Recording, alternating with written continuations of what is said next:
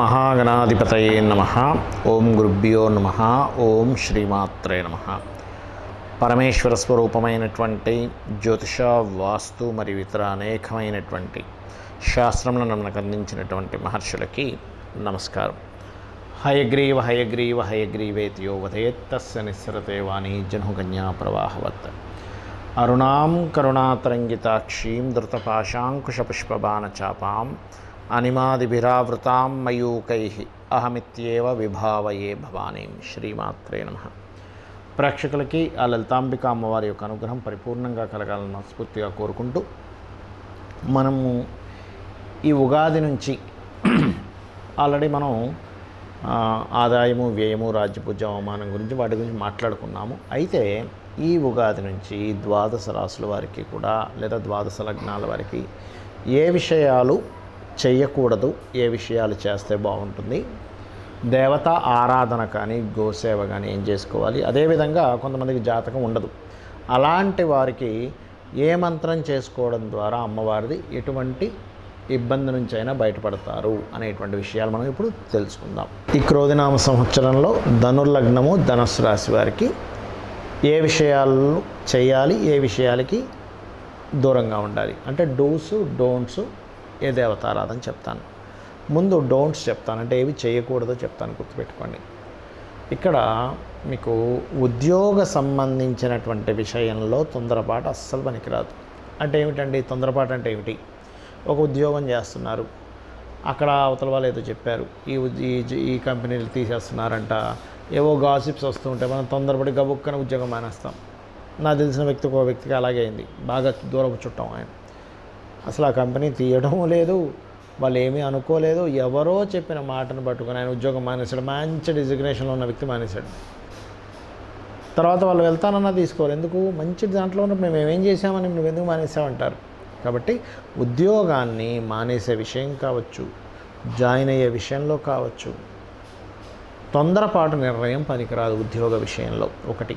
రెండవది, మీ యొక్క జీవిత భాగస్వామి పేరు మీద ఏదైనా వ్యాపారం కానీ, ప్రాపర్టీ కొనడం కానీ ఇలాంటివి పెట్టేటప్పుడు 1-4 సార్లు అది మీకు ఎంతవరకు కలిసి వస్తుంది, మీ జీవిత భాగస్వామి పేరు మీద ఎంతవరకు కలిసి వస్తుంది, పేరు మీద అంటే ఇన్ సెన్స్ జాతకం రీత్యా ఎంతవరకు కలిసి వస్తుంది అనేది తెలుసుకోండి.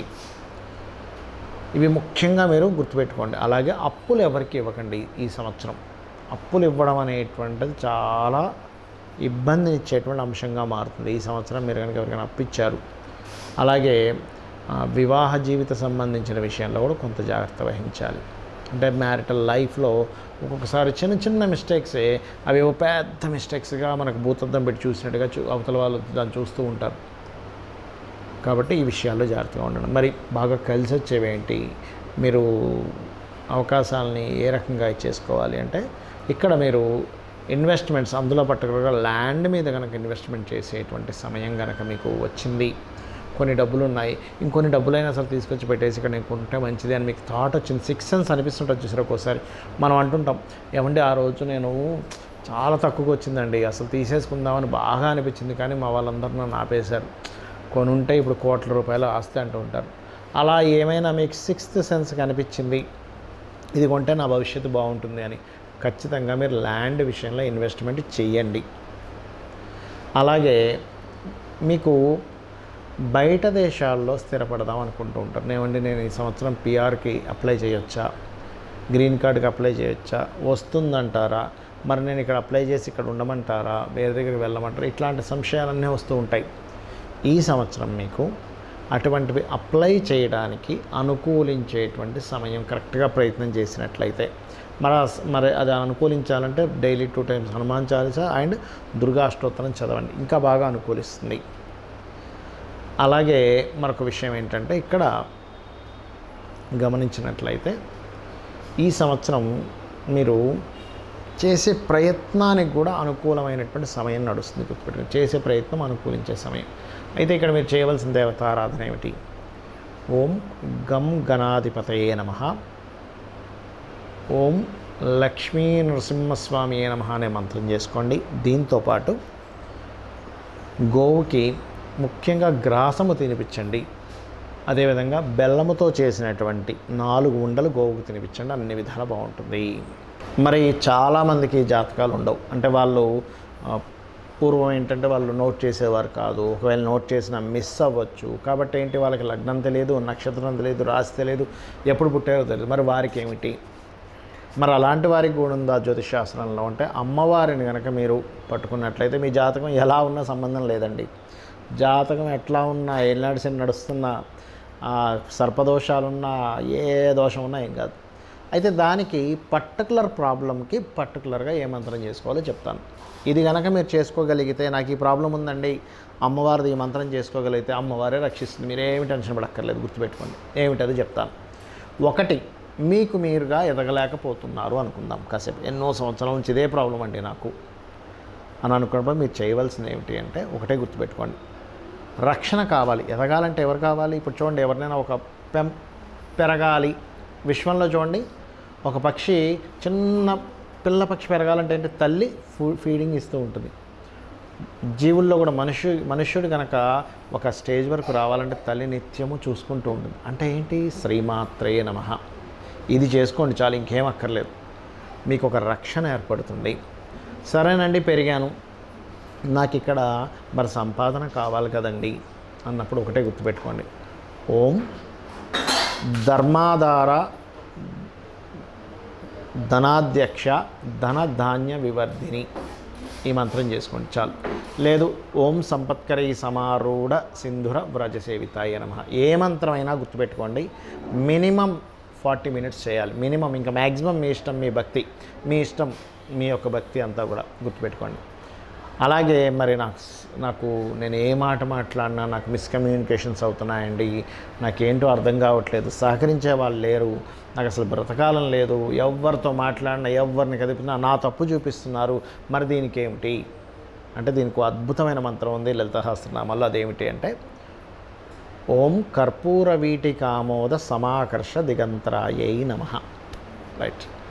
మరి కొంతమందికి ఇల్లు కట్టుకుందాం అనుకుంటారు, మరి ఈ సంవత్సరమైనా అవుతుందో లేదో, కనీసం ఇల్లు కట్టుకోగలనో లేదో, స్థలం కొనుక్కోగలనో లేదో, మరి ఇంట్లో ఏదో వాస్తుదోషం ఉందండి, దీని పరిస్థితి ఏమిటి, నాకు ఎట్లాగో ఈ సంవత్సరం ఎలా గడవాలి, నాకు అర్థం కావట్లేదు అనుకున్నప్పుడు ఒకటే గుర్తుపెట్టుకోండి, ఇంట్లో వాస్తుదోషం ఉందనుకోండి, మణిద్వీప వర్ణన చదివిపించండి. మీరు చదవలేరు, కనీసం వినండి, సరిపోతుంది. లేదు, ఇల్లు కట్టుకోవాలనుకుంటున్నాను, ఇంట్లో ఉన్న దోషాలు కూడా పోవాలనుకుంటే ఒకటే గుర్తుపెట్టుకోండి, ఓం వదనస్మర మాంగళ్య గృహతోరణ చిల్లికాయై నమః చేసుకోండి, సరిపోతుంది. ఒకవేళ మీకు సంతాన ప్రాప్తి కావాలి, ఏమంటే ఈ సంవత్సరమైనా నాకు సంతానం కలుగుతుందా, నా జాతకం తెలియదు, నా నక్షత్రం తెలియదు, అలాగా ఏం టెన్షన్ పడకండి. మీరు ఏం చేస్తారంటే, ఓం దిగంబర దిగంబర శ్రీపాదవల్లభ దిగంబర, లేదా దత్తాత్రేయ చరిత్ర పారాయణం చేయొచ్చు. కుక్కలకి, మీ వీధి కుక్కలకి బిస్కెట్స్, బ్రెడ్ ఏదైనా వేస్తూ ఉండండి. అలాగే దీనికి కూడా శ్రీమాత్రే నమః బ్రహ్మాండంగా పనిచేస్తుంది, ఎందుకంటే తల్లిదనం కావాలి కదా, అందుకని. అలాగే రుణాలు ఎక్కువగా ఉన్నాయండి, ఈ సంవత్సరం ఏం తీరుతుందా లేదా, ఓం అపర్ణాయై నమః అద్భుతంగా పనిచేస్తుంది. అలా కాదండి, నేను కొన్ని సంవత్సరాల నుంచి వెయిట్ చేస్తున్నాను, వివాహం అవ్వట్లేదు, కానీ నా జాతకం తెలియదు, ఎలాగా, జాతకంలో తెలిసినా కూడా ఎన్ని పరిహారాలు చేసినా అవ్వట్లేదు. భక్తిగా కనుక మీరు భక్తి శ్రద్ధలతో అమ్మవారిని తలుచుకొని, అమ్మ నాకు వివాహం అవ్వాలి, నువ్వు ఉన్నావు నాకేంటని చెప్పి మీరు కనుక చేయగలిగితే, మంత్రం ఏమిటి అని చెప్పి చూసుకున్నట్లయితే, కామేశబద్ధ మాంగళ్య సూత్రశోభిత కందరాయై నమః. మరొక కొంతమందికి వివాహం అయింది కానండి, మాటికి గొడవలు అవుతున్నాయి అన్నప్పుడు మీరు శివకామేశ్వరాంకస్త శివాస్వాధీన వల్లభాయై నమః చేసుకోవచ్చు, లేదా మందస్మిత ప్రభాపూర మజ్జత్ కామేశ మానస కూడా చేసుకోవచ్చు. అద్భుతంగా ఉంటుంది వాళ్ళ జీవితం అలా కనుక చేయగలిగితే. అలాగే మరి గండాలు ఉన్నాయండి, ఏం చేయాలి, నాకు ఫలానా గండం ఉందని చెప్పారు, ఆ గండం చెప్పారు, ఈ గండం, ఏం టెన్షన్ పడకండి, దుర్గా అమ్మవారు మిమ్మల్ని గండాల నుంచి బయటపడేస్తుంది. ఓం దుమ్ దుర్గాయ నమః గుర్తుపెట్టుకోండి. లేదా సుబ్రహ్మణ్యేశ్వర స్వామి అష్టకం చదువుకోవచ్చు. మరి నాకు మూలధనం లేదు, లేదా నేను ఒక ఉన్నత చదువులు చదువుదాం అనుకుంటున్నాను, అలాంటప్పుడు మీరు చేయవలసింది ఏంటంటే హయగ్రీవ స్తోత్రం, లేదా ఓం హయగ్రీవాయ నమః అనుకోవచ్చు, లేదా రాజరాజేశ్వరి అమ్మవారి యొక్క స్తోత్రం చేసుకోవచ్చు.